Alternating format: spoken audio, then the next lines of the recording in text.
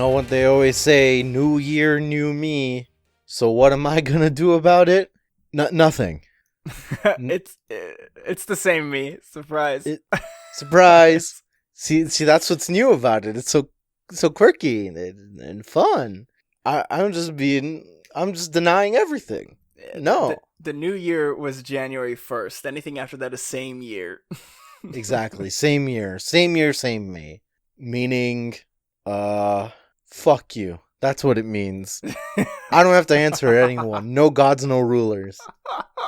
That's what you get. That always reminds. Every time I hear "no gods," it reminds me of there was some shitty horror movie where like these people just break into their house, and then I think the twist of the movie was that like I'm very not doing this movie a favor with this explanation of it, but like the people break into their house, and then like at the end it turns out that it was just like the whole movie like, why are you doing this, why? And they're just like, oh, like there is no reason, you were just the first house we saw, like. It's like, what?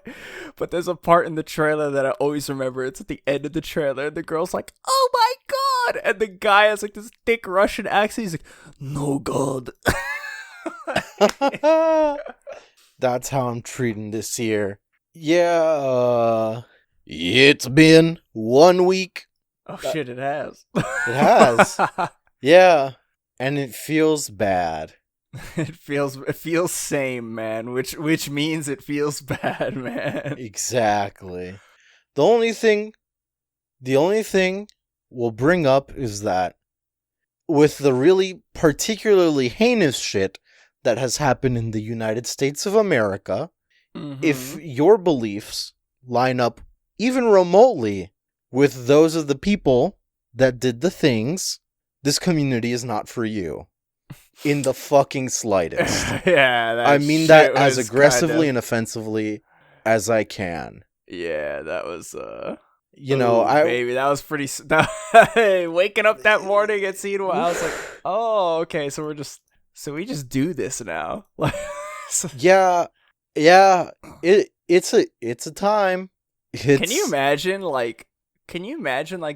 being the way I equate this to is like being in Dressrosa and legitimately, even after everything hits the fan, be like, nah, Doflamingo is, I like Doflamingo better. Yeah, Doflamingo's pretty good. Like, after witnessing firsthand everything that happened, they're just being like, nah, but that King Riku guy, nah, Doflamingo, he's, yeah. Like, excuse me? Yeah. Truth is stranger than fiction. Yeah. And because it's an incredibly depressing whole thing, we're just gonna move on. Yeah, we're Paramecia Fancast, the One Piece fancast that reviews the latest chapter of One Piece and has a different One Piece related discussion every single week. My name is John, and my mind was like destroyed during that intro, so I know I said probably a couple words wrong. My name is Franz, and my mind's just been destroyed. Since last year. Whoa, it's been so long. Yeah, my brain Swiss cheese, and it's been been crazy already. But we live in a what's crazier? Chapter 1000 world. Is it a brighter world? In the world of One Piece, kind of. BC 1000 and AC 1000. Before chapter 1000 and after before chapter 1000, I was a scrawny, sexless loser who lived underneath a bridge and thought women owed me sex. And after chapter 1000, self-betterment Chad who works out every day, almost every day, and has reached enlightenment. Not to drag you out into the crowd like through horse-drawn carriage. Didn't you quit your gym membership? Yeah, I did. New year, new me, baby. Hey, baby, you know how it is. No, I quit my gym membership because I still don't want to go to that fucking place where I know none of those fuckers are wearing their mask and they're all mouth breathing while they're lifting weights.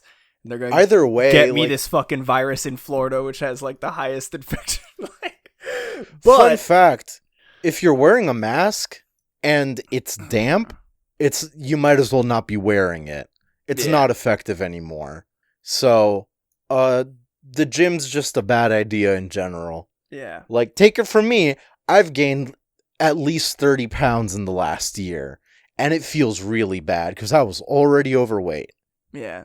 I quit my gym membership, but for the viewers at home, and so I can defend myself from this horse dragging, I did beforehand at the start of like the summer, I did buy like dumbbells and gym equipment to use at home. So I still work out. It's just at home, which is actually like way better.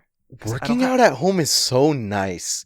Cause I haven't been able to do it because of like health problems, but like when I get the chance, it's pretty good. Yeah, because the whole thing for me for the longest time was like working out at home is like the self-motivation. But like once you get over that, dude, you don't have to drive to the gym. Mm-hmm. Which already, like, that's selling point numero uno. That's a big time save. Yeah. Yeah, it's my gym speedrun strats. I have the travel skip. And are you stinky? That's okay. You just take a shower. It's your fucking home. So you have travel skip, and then you have the instant shower clip strat, where you can clip straight into your own shower.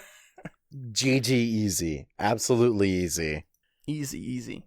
On more One Piece related news, very recently, like the tumultuous times that it has been, if you're active on Twitter, you've probably seen a lot of like, not even just One Piece, just anime related accounts suddenly going like locking their accounts and being like, oh yeah, I'm getting DMCA'd, or I'm scared of getting DMCA'd. Apparently, like, there was a whole thing. So much. Like, and this is like such a huge talking point. Yeah, because it's just evolved. Like, I woke up, I saw everyone, absolutely everyone. I don't follow that many One Piece accounts, but just everyone I fucking knew had their accounts locked. And everyone was like, Shueisha was trending, and I'm like, oh no. Like, I already put two and two together. I didn't give a shit. We didn't lock our fucking Paramecia account. I didn't lock my fucking Twitter account. Yeah, I had messaged Franz, and I asked them, like, yo, like, you see all this shit going down? Like, I think we're good with our, like, I post the thumbnails a lot, and the thumbnails are, like, edited manga panels, or, like, edited pages, but they're cropped, and they have effects on them and shit. So I'm like, I think we should be good, and the use case is, like, it's fair use, because, like, we review the shit. Yeah, like, yeah, so we were good, but they messaged me back, like, I don't think we're gonna get got, so I think we're good. And so I didn't lock it, and I had retweeted I had retweeted somebody who just literally shared, like, just a panel from the like, it was literally just a straight panel, no editing, no nothing, and I was like, all right, this is the canary in the coal mine. As soon as that gets taken down, then maybe we got to do something about this. Exactly. So for the way it worked out on the morning of D-Day, everyone was under the assumption that Shueisha, the parent company that operates Shonen Jump, it suddenly went to Twitter and did what's called a DMCA, which it stands for Digital Millennium Copyright Act. Yeah. That's what it stands for. Yeah. I'm dyslexic. I like my brain was like DCM. Yeah. Devil May Cry. Alpha. Yeah, so Digital Millennium Copyright Act. And basically, like, what that act is, it's like an American law that basically says a company or a copyright holder or whatever, an entity can go to another entity, in this case, a social media platform most likely, like You've YouTube, probably seen Twitter, it on YouTube most. Twitch. And Twitch happened recently. There's been a lot of it in the news if you're like hip on like some Twitch shit, and like YouTube, it lives and dies with DMCA issues. But what it is one entity goes up to the second entity, the host of some sort of data, and says, you delete this shit or we'll sue you. And the Twitter or the YouTube will be hosting something that some rando fucking put up there. So these companies are not going to sue individuals like John and I. Yeah. They're threatening to sue Twitter over John and I having our shit. Yeah. So that's thing number one. What happens with a DMCA attack is the Twitter or the YouTube internally, they themselves will go and be like, okay, we need to delete all this kind of data. So they'll use their internal like tools to just Thanos snap it all at once. Yeah. The best example, John, you brought up Twitch like 2 months ago or some shit. Yeah, Twitch notoriously, like, they got DMCA attacked, like, out of nowhere. Like, I think it was, like, a big, like, record label, or somebody, like, had been like, hey, like, they just went on the attack on Twitch, and they were literally like, hey, like, you need to take down, like, all this shit that people have, like, because they're using our music or whatever. And like literally overnight, their Twitch channel, like, people shared like screenshots of their emails, like literally all at once, every single thing was copyright struck. And yeah, we're not being like hyperbolic. It's literally a Thanos snap. Yeah, it's like it all happened at the like, you know, on YouTube it's like, oh, you get 3 strikes, you get 3 strikes and you're out. But on YouTube, they have it set to where, like, it doesn't automatically, like, I don't think it automatically, like, deletes you, because you have the chance to appeal. So they give you the appeal period, and then if the appeal fails, then, you know, your channel's, like, deleted or whatever, you're locked out. It's a chance of appeal, or, which appealing is a terrible mistake, or just straight up deleting. Yeah. And Twitch, because they had never had any DMCA problems with VODs and shit, they had, like, nothing set up to protect any of their users from DMCA attacks like that. So literally, people were losing their channels because they got copyright struck everything at the same time. And of course, everything at the same time is more than 3 strikes. So instantly, like, you're done. Goodbye.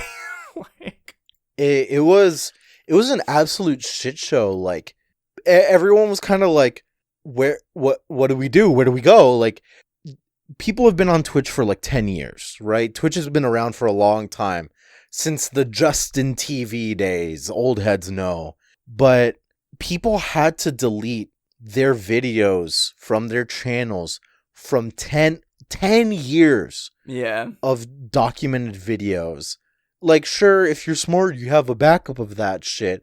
But like, 10 years of hours and hours of content? Yeah, there's no way.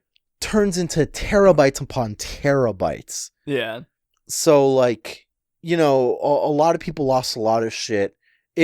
Most of it was because, like, yeah, people were playing music. Because within the last couple of years, the Twitch is mostly known for gaming, but people who do, like, crafts or people who just talk, they often used to play, like, music, just whatever music they wanted. And, you know, that flew under the radar up until this DMCA. Yeah. It was all fucking wild on Twitch. Twitch got hit the hardest. But going back to what happened on Twitter, so people started getting they started getting DMCA notices, and they got taken down. Like, I don't think anybody's channel got deleted, but the post got taken down. The media got removed. The media got removed, and then they would receive, like, strikes, I guess, on their Twitter. And basically, they got an email from Twitter that was like, hey, like, you have received a copyright strike from, and then it would say so-and-so, and it said Shueisha on there, and they're like, you have, like, because you used you received a strike from Shueisha because you used content from their properties, and then it said like Dragon Ball Super and One Piece. And then they're like, oh, like this group of these people were also, I forget the way it was worded. Basically, like in one message, they were like, oh, these posts were also included in the strike. Like, delete your post, or like, you know, risk having your channel like deleted or whatever, your Twitter. Yeah. And so a lot of the ones we saw that day were just like, at least the ones I saw that day were like, Artur posted one where he got that message, and then it showed his post with a whole bunch of other posts of like stuff that he had retweeted or just random, like, you know, other posts. It was really like, fuck, because I know at the start of the new year, I guess, like there was like changes to the copyright law in Japan. Oh yes, there were. Yeah. And from what everybody had read online about it, like a lot of people had posted about it, and from what it read, it was like it was really only to go after like early scans, like people who steal the scans.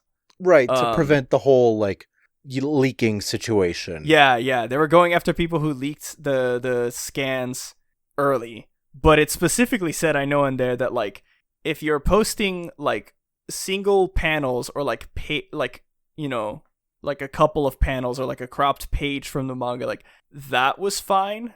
They were mostly going after people who were posting like entire pages just straight up to their thing. And then also, I mean, it obviously didn't include like fan art, because fan art, you can't DMCA that. Right. But surprisingly, in the strikes that happened, fan art was getting struck. The things that were getting struck were like a whole mishmash of everything. And like one thing to point out too is that like people were locking their accounts, and that was enough to stop the DMCAs, which is not how that normally works. Yeah. That is evidence of someone individually reporting individual posts, or a bot doing that, or something like that. Yeah. Because the DMCA, like we were saying, is like on Twitter's back end. Twitter is the one that snaps, and locking your account does not protect you. Yeah. Like if you think locking your account would help you from like a DMCA attack, would literally like that means that locking your account would hide your account from even Twitter, which is impossible. Exactly. Which means that locking your account, if that stops it, that means that a third party was doing it that wasn't Twitter themselves. Right. Which or turned out to be the case, I guess, because yeah, it gets even fucking wilder. Like I didn't know it was a rabbit hole until I read the post revealing that it was a rabbit hole the whole time. So we're mostly talking off of the claims that Artur is putting out. Artur from Library of Ohara. Yeah. He like released basically a 4-page document. Yeah. Or something of the sort. Like yeah, it was a lot. I know I saw people memeing like, oh, like I ain't gonna read all that, and I was like, guys, come on, man. Just I mean, don't get me wrong, I didn't read all of it. But yeah. But yeah, it was like wild. You could see it. It's the first thing on his Twitter if you go there. It's like a whole bunch of fucking pages. But basically what it boils down to is, I guess that message that he got wasn't the first message of DMCA that was sent out. Originally, it was I forget her @name. I'm not gonna share just because she was getting like harassed. Yeah, completely shit on. Basically, already, there was this girl on Twitter who was like a huge fan of Vegeta, and she posted a whole bunch of stuff that was like Vegeta, and she got copyright strike. And the message that she got, it includes all of the other posts that are like involved with yours in like that group by that same user. Yeah. And that user had only flagged her stuff. Like it was literally only her page. And then the second one that Artur got included like a couple posts from her and then a whole bunch of other people. Yeah. Including Artur himself, including... Yeah. I don't know if Greg got hit, like... I don't know if, like, you know, thinking of, like... Greg didn't get hit, I don't think, but he's on some other... Yeah. He has some insider information that he's not sharing that, like, something is gonna happen, But I don't know, he's being really fucking weird about it. And yeah, like I don't know, man. I'd rather like no comment until comments can be made.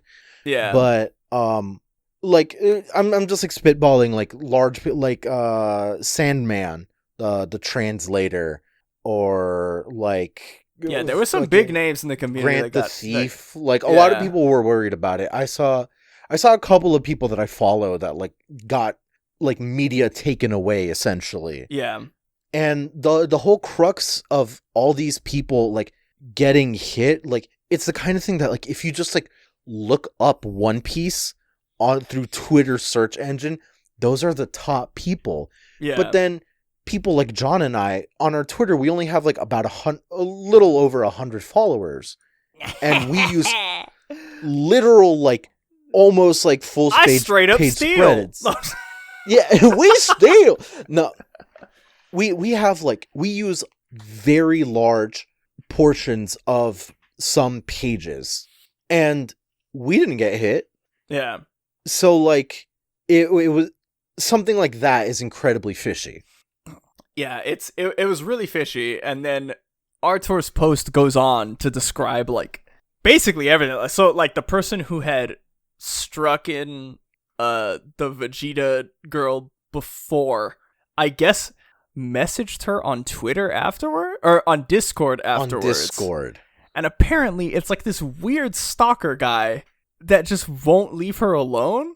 And so then like she got him to admit in the message, and she's like, so wait a minute, like she typed to him like, so you don't own the rights to these at all, but you're threatening to like destroy my channel, like whatever. And he's like, yeah, I don't own the rights to these, but I'll use copyright to like destroy your channel basically. And she's like, okay, gotcha. And she like, I think she blocked him or something. But then that's when the second batch of things went through, and it makes sense because Artur says in his post that like if you search up One Piece, the posts that got hit are all the top search results when you search One Piece. He's like, so of course it wasn't a bot, it was an actual person that just went through the top results to make it look like Shueisha was doing it, and then like, just got tired. Yeah, and like he even used like Shueisha's name in the copyright, like as if he was Shueisha. And I guess another like, fishy thing was like the phone number, it was Kadokawa, not Shueisha's phone number. Right. So like, which is like they're I know they're completely different manga companies. Yeah. Yes, incredibly different. Like what it was is that these people were getting emails to their like YouTube account email. They were getting emails there saying like, I'm a representative from Shueisha, and if you don't remove your media, we're gonna fuck you up the butt. Here's our shit and whatever. The phone number and the fax number were from Kadokawa, not Shueisha. And Artur was saying that if you Google like Shueisha like contact info, what you get is what is on that email. But those phone numbers being from Kadokawa must have been some fuck up of how Google receives and displays its information. But if you Google it in Japanese, for example, it gives you the right information. Yeah. Which means, the person was, not in Japan, because that wouldn't have happened if it was, even if it was like a third-party person from Shueisha, like, not having their phone number. Right. Giving them complete benefit of the doubt. Third person working at Shueisha, third party, for some reason they lost Shueisha's phone number and they needed to Google it. If they were in Japan working with the company, that wouldn't have happened. Like, it's so stupid. Like seeing that is like, okay, obviously it's, a copyright troll. It's just so there's absolutely wild. Like the story evolved so much. Like wouldn't have figured it would have gotten this out of hand. Yeah. And like people were really worried, like loads of people, some artists were like, do I delete my fan art? What should I do? Yeah. Grant, the thief from the Blade Licking Thieves, he got very popular in the One Piece community on Twitter for doing basically like essentially a read along where he basically live tweeted his read through from 1 all the way till like now, and over the course of a year or something, and it was really important for him. and he was worried about having to delete that. Yeah, he was like super worried, and it's like, dude, this whole thing is just so fucking ridiculous. I mean, it really puts into perspective, like, for as much shit as YouTube gets, like, they still have the best, like, theirs can definitely be better, but they still have the best functioning, like, DMCA system in place. But it just shows you how stupid, like, all of these, like, DMCA systems are on social media. Because it's like, this dude was just, and even Arthur says, like, he says later in his post, like, he didn't submit them, but he went through the process of, like, faking being somebody and just flagging content, and he said that at no point was he ever asked to show, like, credentials that he worked there or anything. Like, at 0 point did he have to prove that he was who he was saying he was. It was literally just, oh, I can just copyright strike and, like, it won't do anything. Like, they won't ask me and I can get the thing taken down. And it's like, that's fucking scary. I obviously there is legal issues that arise if you get found out faking being a company. Like, if you fake being a company and do something, like, that's not even you can get really fucked up. But not even an affidavit or something. Not even a fucking a warrant. Nothing. Yeah, they literally asked for nothing, and it's like Twitter. Like, come on. Like, the fact, like, I hope this gets big enough to where, like, Twitter decides to change Twitter how it does. Yeah, it does something. Because, like, Twitter is the kind of site where you normally wouldn't have to worry about DMCA anyways. Because, like, yes, people could post music on here, but that's cumbersome and very antithetical to how you use the website. TV, like, I'm not gonna watch a 20-minute episode of Family Guy on fucking Twitter. Yeah. Like, that ain't gonna happen. Sunday night, time to log into Twitter to watch my 240p rip of the newest Family Guy episode. Like, the whole deal with the scans, the illegal scans, that is one situation where, like, it really does help to have this to protect the intellectual property. Yeah. But at the same rate, it's very hypocritical because on Twitter, like, if you know an artist, like, somewhat personally, that has, like, quite a decent following, even just, like, 1,000 followers, someone on that level is liable to get their art traced. Or, in a worse situation, someone like that is liable to get their shit, like, promoted by bots who steal the art and then say, like, you can get this on a t-shirt. For wish this was on a t-shirt. If you go to Twitter and you see a piece of art that you like, you know, let's say it's Optimus Prime getting railed by Starscream. I'm bringing this up, you know, straight from my mind hole. I did not look this up. I do not think any different of me. It's Optimus Prime getting railed, okay? And if you go onto that tweet and just comment, I would like this on a t-shirt or something, just the words I like, love, or want, t-shirt, will get you, like, 3 separate bots that will immediately, like, have it on some Redbubble-esque site. It'll rip the artwork, put it on a shirt in Redbubble, and then, like, put it on the storefront for you to buy. Yeah, and it'll tag you being like, hey, you can get it here. Yeah. And it's, like, literal, like, theft, but, you know, these bots are literally operating on Twitter, very plainly stealing the art. And it still happens every fucking day. My favorite is when people, like, artists were getting mad that this was happening. So to shut it down, artists they would draw pictures of Mickey, like, holding the middle finger and saying, like,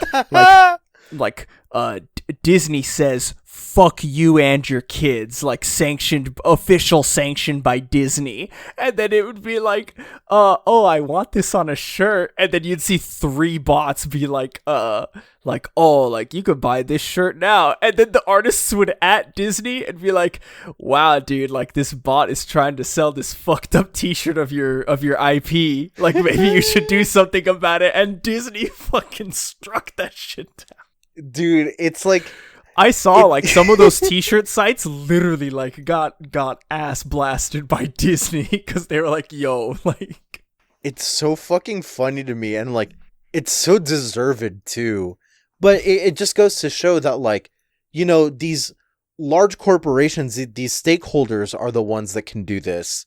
But like Twitter isn't going to do much about it, while they still have the opportunity to empower weirdos like this fucking stalker to just go ahead and like whip their dick out and be like, I'm gonna copy strike everyone I don't like.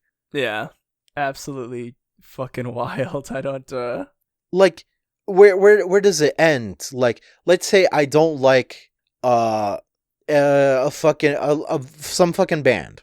I don't like the Front Bottoms, right? Yeah. And I go to Twitter and I say, hello, my name is Gregory Front Bottoms. I am the Front Bottoms. I have this music, and this Twitter is promoting my music and putting clips of my music and the Front Bottoms music videos. Please kill them. And does that mean Twitter will fucking do it? Yeah, like, apparently. What the fuck, man? Yeah. Copyright laws are archaic, to put it at the very least. They're archaic and very open-ended enough to they do nothing to protect the users using it on fair use, and they completely empower the companies unfairly most of the time, or copyright trolls like this guy who pretend to be the companies. Like, it's something needs to change with the DMCA laws. Like, it's ridiculous. Yeah, I mean, what it comes down to, it's really just politics. We need more politicians who know how to operate something more than a fax machine. Yeah. We need people who understand the digital age and not and not pre Y2K era shit. Yeah. Like, oh god, it's ridiculous. But yeah, that's that. If you had been wondering, if you'd been seeing, that's what it is. If you've heard a friend talk about this shit, this is what happened. Yeah. It was one guy being a heinous person to some random woman and posed as the company, and it almost took down half of anime Twitter. And it worked. Like, one of the guys that got he works for Shueisha. Wait, because my mic doesn't pick up Adri. So Adri just now, God bless her, she just woke up from her nap. Everyone say good morning, Adri. Good morning, Adri. She did bring up that, like, early when this was happening, there was a artist who works with Dragon Ball. He's on Shueisha's paper. He works at Shueisha, and he does the official artwork for Dragon Ball Legends, the mobile game. Right. So and something else, Dokkan Battle 2 or something. He does the official artwork for like 2 mobile games. He's more Shueisha than this fucking schmuck. Yeah. And he was worried. He was like, okay, my shit got like smacked. If my account's gone, it's gone. I'm not coming back. Yeah, because I guess before all of this, a while ago, he had gotten a copyright strike on Twitter. And then this one was he got an image taken away, and it was the second strike. So he was like, if this is it, bye-bye. Yeah, like, you know, through tears, he was like, if it is, it is. Yeah. So, like, it's so fucked up. It's fucked. My takeaway from it is like, okay, like, so I talked about this a bit before with Franz before recording. Like, Greg has been tweeting like some very ominous shit like literally as this was going on, which first off, I mean, okay, if you're the mouthpiece for a company, like, unless you're tweeting about a new character coming to Overwatch and you tweet the teaser for it literally the day before the character comes out, don't fucking say anything. Just don't say anything. Like, I don't get why he felt then, like, you know, nothing against Greg or anything, but it's just like, why? Like, literally as this shit show is happening, he's tweeting stuff like, oh, like, this is, you know, there have been talks and this stuff's gonna happen and I can't reveal anything about it, but some of it's gonna be good and some of it's gonna be bad. It's like, this helps nothing, and you're like, he literally exacerbated the issue further than it had to be. Regardless of that, there is something going on with this copyright law, and I guess Shueisha is changing up the ways that they're doing something. They're gonna tackle stuff like this.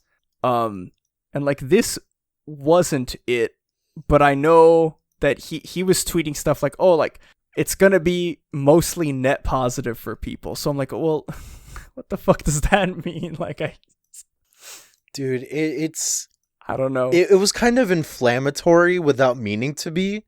Yeah, just based on the time. Yeah, and based on the timing, and like, you know, it's no fault of his either, I guess, but like, no, yeah, my main thing about it is like, dude, like, don't read the room, man. Like, I know. Yeah, that was the only hope. Yeah, he, like, the way Greg tweets, I mean, I like him. He posts a lot of stuff that's like really informative about One Piece and stuff, and like, he's a really good person to follow if you want like the Japanese sort of understanding of One Piece. Yeah, because like, and like a very insider kind of stuff. Yeah, he'll tweet stuff that's going on in the Japanese community that like we would otherwise have like no idea about. But at the same time, like, okay, if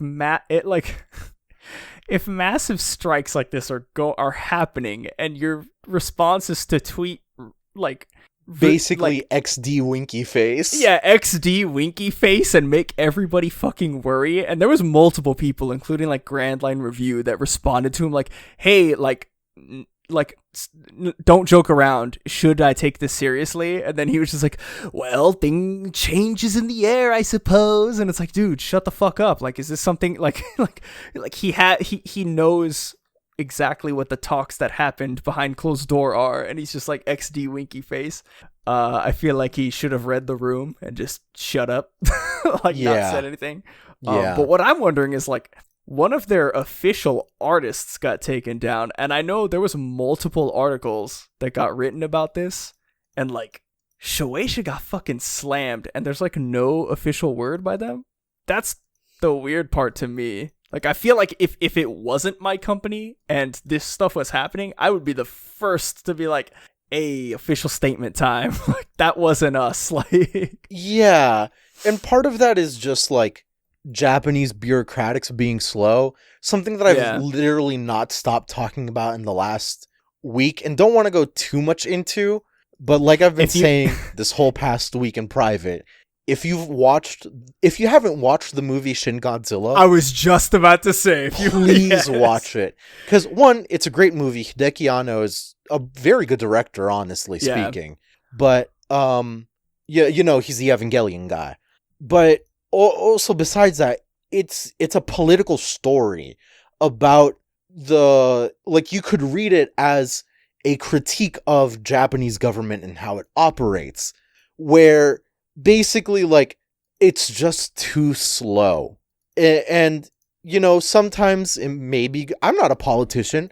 I don't know if being slow is good or not. But I will say, we're not locking down in Japan yet. Like, it's the 11th of January right now.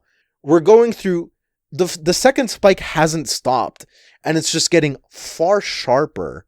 Where it's just very the spread of coronavirus is just as slow as the political system here, allegedly, but it's hitting a point where it's a little too spicy for most people here, and there's still like no talk of nothing.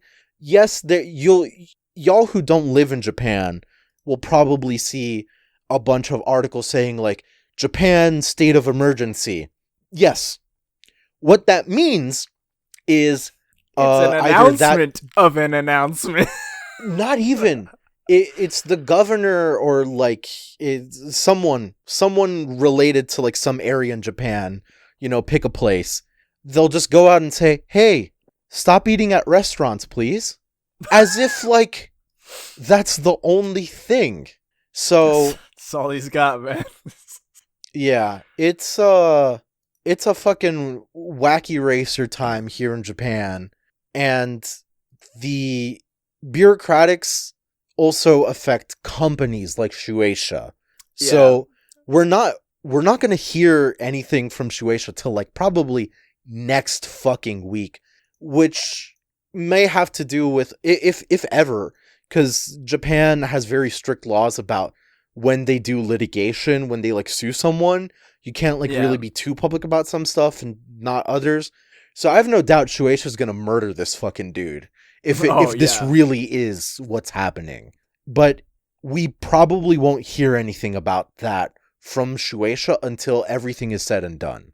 Yeah, that's the craziness that you probably all lived through on Twitter the past like couple of days.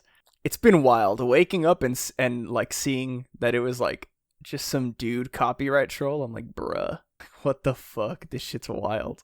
Yeah. Cause like it didn't make sense that it was like the fan art was getting flagged. I'm like, in no fucking world is that like. Yeah, it's completely like fair use. Yeah. Like it made no sense. Absolutely no sense. Yeah. Absolutely fucking wild. But yeah, that was that was basically this like the biggest shit that happened. This week has been weird in so many different ways. Like without even like referencing the biggest shit as an American, though tangentially related. Some mangaka like straight up were like mask off like very far right about the shit happening in America this week, where the biggest offender that I saw was the author of Uzaki-chan Wants to Play? Sugoi Dekai, or no, something Dekai. Yeah, Sugoi Dekai, the fucking, the lolly bait, like, oh, she's actually like a university student. That one. Like, big titty snaggletooth. Yeah. Looks like it's fucking canon 2005. The real ones know what that is. The real ones know what that is. And he, like, not to get into, like, what Japan believes and, like, Japan's, like, ultranationalism, but, like, to see... If you've also seen the movie Shin Godzilla. Yeah! Actually...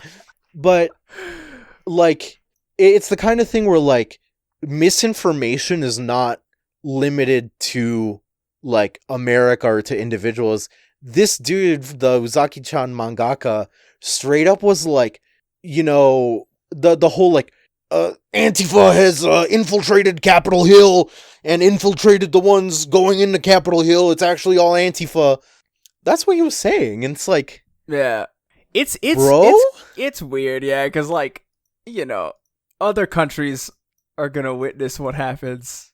And they're going to comment, and, like, it's everybody's going to comment. Like, it's understandable, but it's just weird. It makes some sense, because, like, again, I don't want to be like, oh, I'm an official Japanese expert, and I know everything that's going on in the country. The fucking thing is, like, the only thing I know about to call myself relatively an expert, and I just don't want to fucking get into it. The only politics I know is HoloLive, baby. You feel me? HoloLive, baby. Yeah. But like, Coco did nothing wrong. But another person that I followed that was getting like, they were just getting okay. Akiman. I think he's the guy that originally designed Chun-Li, I believe. Yes. They always have him. He's made like 47 of the 48 costumes that Chun-Li has, where every other character has like 2. Like she's just privileged. She has so many costumes, and he's designed them all. He would retweet stuff like that all the time, and he would always talk about like, he would always just tweet stuff like that about like the election hoax and everything, and like he'd be commenting on our election. I'm like, guy, like, what are you talking about? I had to unfollow him because I was like, look, I followed you for the Chun-Li fan art and not this. Yeah. So this has got to stop. But I was reading that a lot of Japanese people, like, a lot of them, like, the only, like, so the only news that they see coming out of America is, like, not, like, it's based on stuff they see online, which is, like, you know, a lot of these really hyper, like, radical Twitter pages and stuff. And it's like, that's the stuff they see through the filter. And they're just like, oh, like, that's what's going on. And it's like, uh-oh, no. Like, Japanese people, by and large, aren't really invested in American politics. And if they are, I would personally say that's a red flag. Because, like, you know, it's kind of like the average person. If you talk to, like, a British person about, like, America, it'll just be like, ugh. But, like, you know, they won't be, like, an America watcher, you know? Yeah. That's kind of fucking weird. You know, it's the same deal in Japan. So, like, it's the kind of thing where, like, these people, they're not experts. It's just, like, I would go as far as saying, like, John and I talk a bit about politics on this podcast. But, like, I wouldn't even say listen to us. Like, don't take it to heart. Like, this is our mouthpiece, and we are, you know, no brain speaking. But, like, you know, don't take your fucking political opinions from, like, a dude who hornily draws Chun-Li a lot and to an official capacity, or two fucking people just sitting here talking about One Piece. Like, you know, either way, I do think a little biased here, but I think we're a little better off than the other guy. But I think we're a little better than the Chun-Li guy, if I'm able to be completely honest. The point still stands. Like, why are you gonna fucking listen to us? Dog, I'm dumb. Yeah, look, I'm not gonna sit here on any episode and recite all of my fucking political beliefs to you, because one, no, like, I'm not gonna do that, and two, like, I'm the same motherfucker that asks if zone cum is the same as regular cum. So, like, don't fucking, like, if you're gonna listen to what I say about politics and take it 100% serious, just remember that. Just in the back of your mind, be like, well, this is the guy that talked about Rob Lucci's cum and whether it's cat or human at any specific point in the transformation. Yeah, like, and if you've joined our Discord, you'll see, like, our rules. Like, they're more about, like, just don't be a dick, and that's what we're, like, that's the bare minimum. Outside of, like, shit that, like, crosses those lines, like, do I know anything about policy? No. That's the whole, like, moral of this fucking tangent. Yeah. Like, I'm no expert. We've gotten, to tie it back, I think I mentioned it in an episode, the guy, I don't even remember his name, but I'm mad at him, not for not agreeing with me, but because he lied in his review, and he said that he would put it at 3 stars, but he then updated it another time and changed it to 1 star. But he didn't write in his review that he was changing it to 1 star. So now he looks like a liar in his review, because someone's gonna listen to us and say, well, it's 1 star, but he wrote that he put it at 3 stars. So why is he lying to me? This is obviously a 3-star podcast, not a 1-star podcast. So why would he lie to me? I'm trying to protect him, guys. All right. But part of his review is like, oh, they get, like, too political. It's like, we get, like, the bare minimum political, and it's usually over stuff that's, like, actually very important. Like, right. Stuff like, you know, like, this shit's kind of bad. Like, like the kind protests, of unanimously bad. Yeah, the protests over the summer, like, hey, just draw some awareness to that, you know, maybe support some bail funds because shit's about to get crazy. Or stuff like this where it's like, yeah, you can't just do that. Yeah. That's you can't. So, but, like, we keep our shit at the bare minimum, I know, for the most part. But I know that guy was like, oh, they get overly political. And I'm just like, listen, guys, like, look, when it's really important, we'll mention it sometimes. I'm just here for Rob Lucci's cum, you know what I'm saying? That's what we're all here. And dear listeners, that's why we hope you're here as well. Yeah. And even on our Discord, I don't want you to think that I'm typing my fucking manifesto to people on our Discord. No, I'm still asking about Rob Lucci's comment on the Discord. That's literally all our Discord is. And what we're asking here of you is to consider if whatever media you consume, are you there to think about Zone Fruit cum or not? That is what we're asking. Are you watching Attack on Titan thinking about Titan cum or not? That's an important distinction, because if it's not, I don't know what you're doing there. Yeah, if you're not wondering how many liters those Titans can gallons even. Yeah. Shit. Is there anything bigger than a gallon? Like would it just be like square volume or whatever at that point? Kiloliters. Jesus Christ.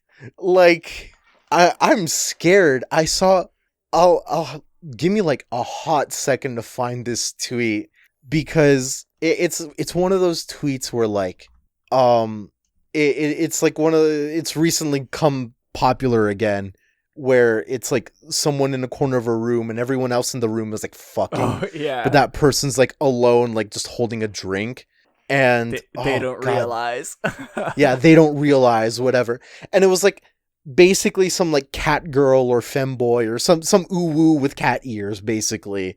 And I can't find the tweet. God, it's probably a blessing in disguise. They don't know that I have like liters upon liters of cum in my butthole, and the only thing preventing it from coming out is a butt plug. Jesus Christ. The only thing preventing this room from flooding with cum is my butt plug. Jesus fucking Christ. And yeah, that's the kind of energy that we bring on a weekly basis. That's what we need. That's what we hope you need. Yeah. So hopefully this whole week, hopefully none of you guys, I mean, I hope if you guys did get spooked on this copyright thing, if you're one of the people that like posted fan art or something, breathe easy. I hope you're breathing easy now, because this is like, I mean, we still haven't gotten like all sides of it, but I really do believe that it was just some fucking copyright troll. Like, everything adds up way too perfectly for it to be that. And yeah, other than that, I mean, I guess we'll bring it up real quick. We just had some translations and stuff from like the chapter 1000 message that Oda wrote, and then like Oda's Jump Festa, because Jump Festa happened. Oh yeah. I think like at the end of last year. Like right. December or something. It happened like at the very end of last year, and to boil it down, he was just like, oh, like, in the everybody's affected by Corona, and he's like, and I'd like to applaud everybody from all the different industries who've been doing their best to cheer people up, despite the situation looking like something out of a dream. It's been quite the year. And he's like, oh, he mentions Kimetsu no Yaiba. He's like, dude, like, Kimetsu no Yaiba, yeah, it brought joy and salvation to the feelings of so many. That's truly impressive. That's how manga should be. In a way, I was really motivated. And he just talks about a whole bunch of stuff. He's like, at the time, it was before Chapter 1000 released, and he's like, oh, like, I've already finished drawing Chapter 1000. Like, I hope you'll like it. And then just at the very end, he's like, oh, what's in store for 2021? I wonder if he's going to make his move soon. The red-haired man. And it's like, that was it. And it's like, oh, shit. Like, Shanks? It's happening. And Oda's famously, like, bad about estimating, like, time frames when it comes to some shit. But the one Jump Festa where he said it was Year of Sanji, like, he wasn't wrong about that. Yeah. So we got to take them seriously as a community when it comes to this. Yeah. I know the Year of Sanji thing, it was a bit of a slow burner, because people thought that it was going to be like, oh, Sanji's going to go like fucking crazy. But it was really just like, oh no, like, Whole Cake Island is gonna solely focus on Sanji. Yep. It's gonna be all focused on. It's gonna be Sanji's arc. And it's like, okay, cool. So this shit, with the way the story's going after chapter 1000, it's like, what the heck? Like, dude, where, when, and why is Shanks making his move? And is he going to bring Eustace Kid his arm back? Or will he be using Eustace Kid's arm to replace his own? Like, because I had seen some memes that the arm he ripped off of Kid was the same arm that he lost. And I saw some people joking around that he took Eustace Kid's arm and it's like he like attached it to his own body. Dude, the power play.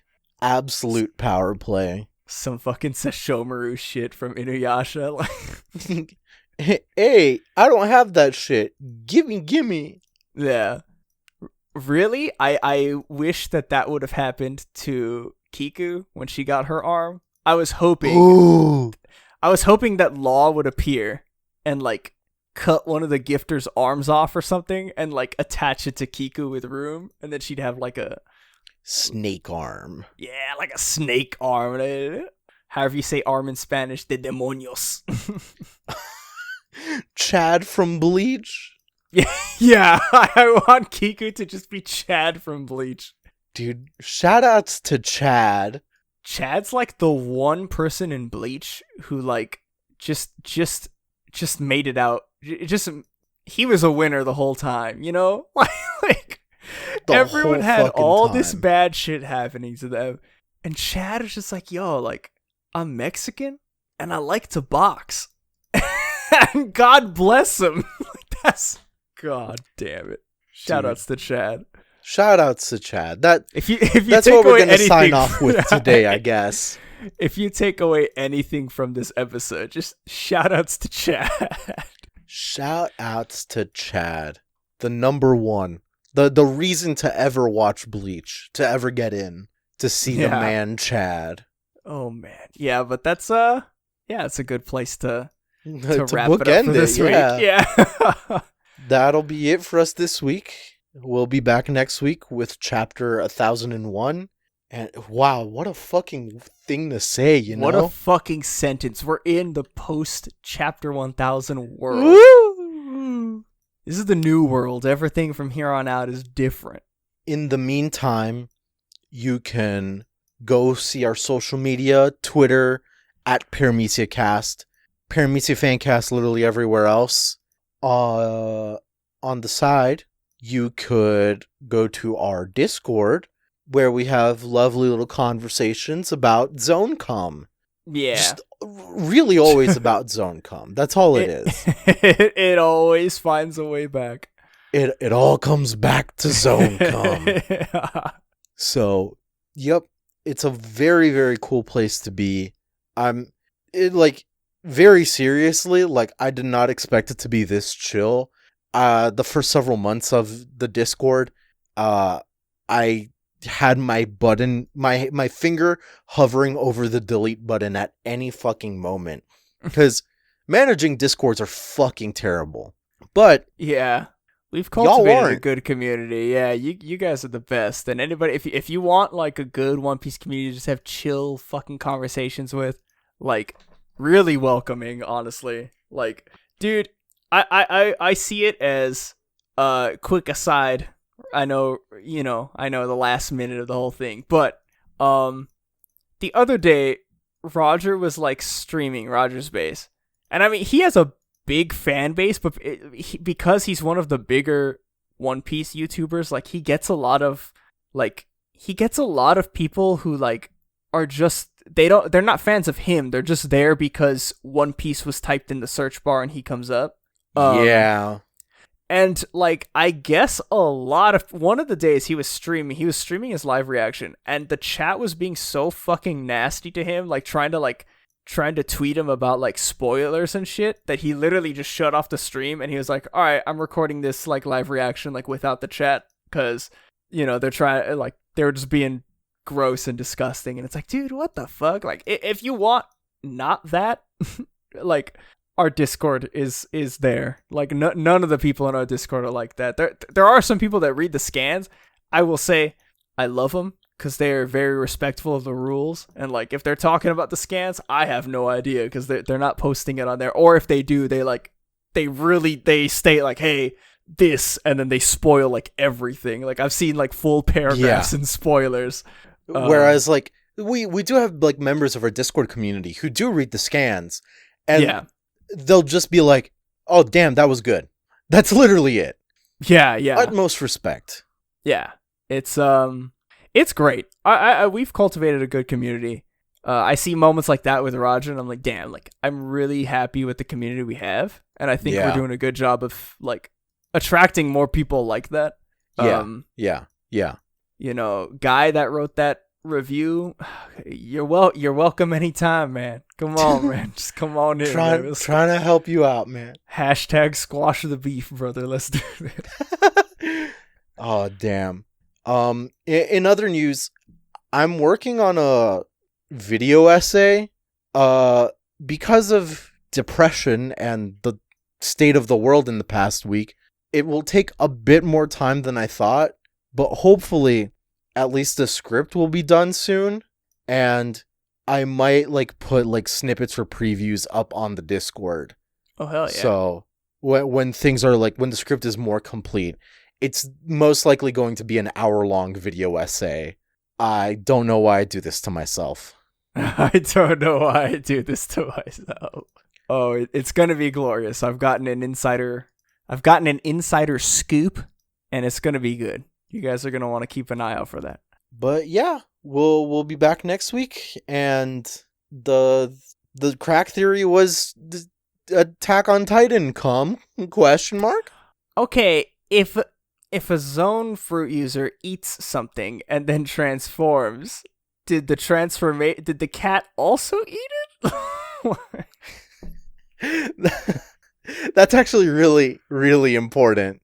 Does the food transform in the stomach with them? Does it get instantly absorbed into the body? Like, what's... If I were to turn... If I'm Pell, I'm a human being, and I eat some meat and then turn into a bird, does that give me bird diarrhea? Because I don't think birds can process meat. What can't they eat? Rice? If I eat uncooked rice, like a pound of it, I go fucking ham, and then I transform into Pell's bird form, will I explode? If I have the chicken no me, and I drink a shit ton of soda and then transform into a chicken, does that mean that I no longer can burp and will explode?